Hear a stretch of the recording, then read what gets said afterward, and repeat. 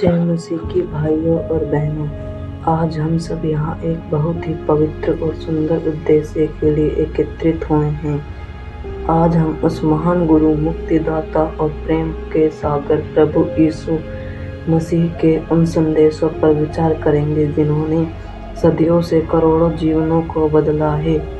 आइए अपने मनों को शांत करें और प्रभु यीशु की उपस्थिति को महसूस करें। यीशु मसीह का जीवन कोई साधारण जीवन नहीं था। उनका हर एक शब्द, हर एक दृष्टांत और उनका हर एक कार्य मानवता के लिए एक जीवित संदेश है। आज के इन कुछ मिनटों में हम उनके 3 सबसे बड़े स्तंभों को समझेंगे: प्रेम, क्षमा और विश्वास। पहला स्तंभ, निस्वार्थ प्रेम, परमेश्वर का प्रेम। यीशु ने हमें सिखाया कि परमेश्वर कोई दूर बैठा हुआ कठोर शासक नहीं है, बल्कि वह एक प्रेमी पिता है।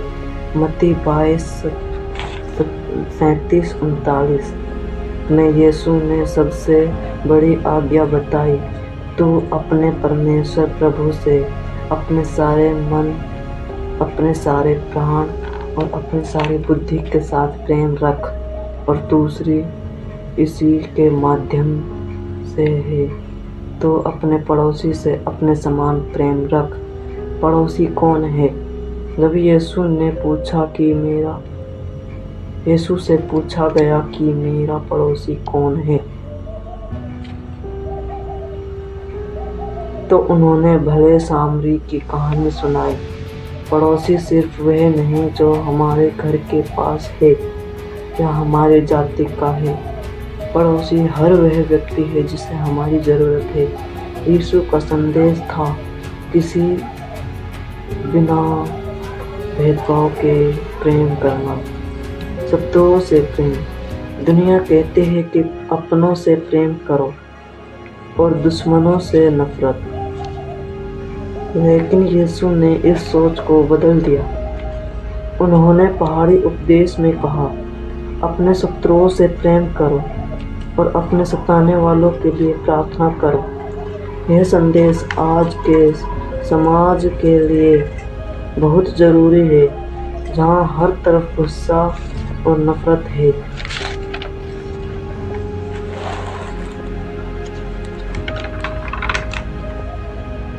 दूसरा स्तंभ, क्षमा और दया। कितनी बार क्षमा करें? एक बार पतरस ने यीशु से पूछा, हे प्रभु, यदि मेरा भाई कोई अपराध करता रहे तो मैं उसे कितनी बार क्षमा करूं? क्या 7 बार तक?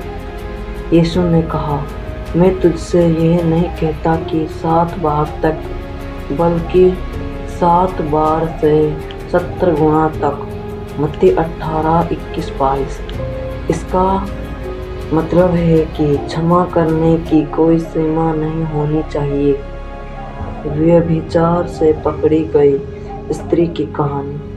जब लोग एक स्त्री को पत्थरवार कहने के लिए यीशु के पास लाए, तो यीशु ने कानून की नहीं, दया की बात की।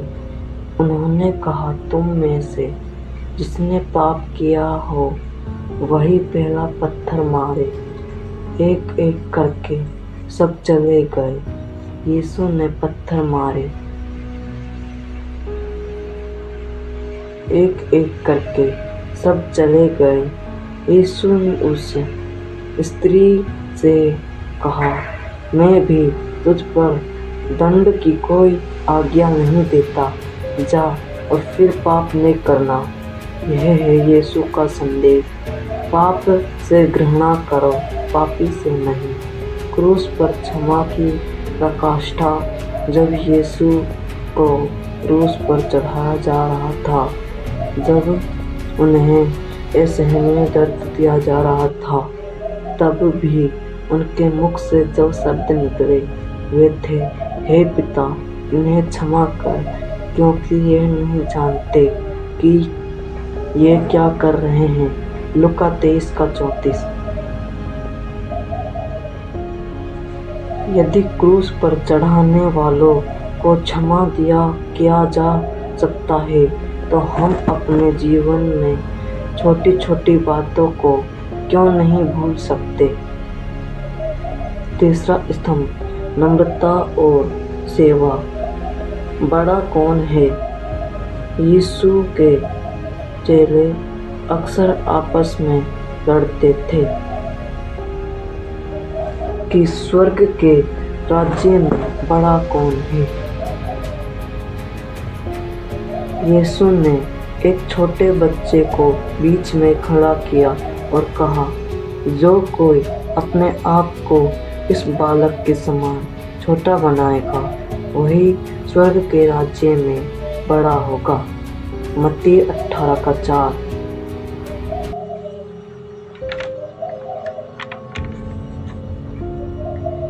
चेलों के पैर धोना।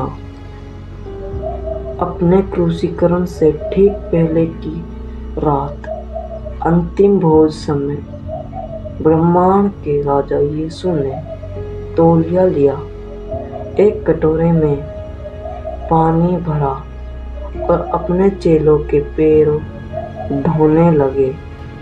उन्होंने सिखाया, मनुष्य का पुत्र इसलिए नहीं आया कि उसकी सेवा की जाए, बल्कि इसलिए आया कि आप सेवा करें। मरकुस 10:45। नेतृत्व का असली मतलब दूसरों पर हुक्म चलाना नहीं, बल्कि उनकी सेवा करना है। चौथा स्तंभ, चिंता से मुक्ति और विश्वास। कल की चिंता न करो। आज का इंसान तनाव और चिंता में जी रहा है।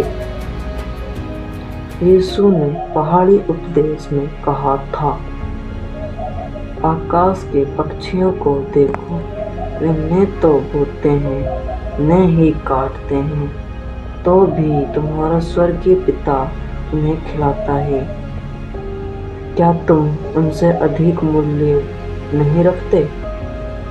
मत्ती 6:26।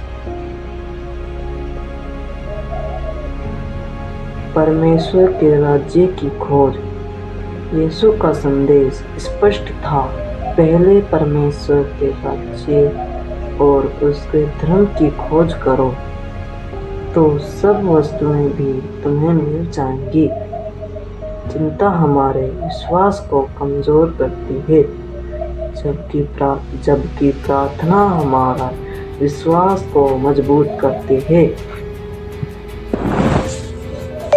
प्रार्थना जीवन में लागू करना। भाइयों और बहनों, यह संदेश केवल सुनने या किताबों में रखने के लिए नहीं है, ये जीवन में उतारने के लिए है। यदि हम मसीह के पीछे चलना चाहते हैं, तो हमें अपने जीवन से नफरत, घमंड और चिंता को निकालकर प्रेम, नम्रता और क्षमा को अपनाना होगा। अंतिम प्रार्थना।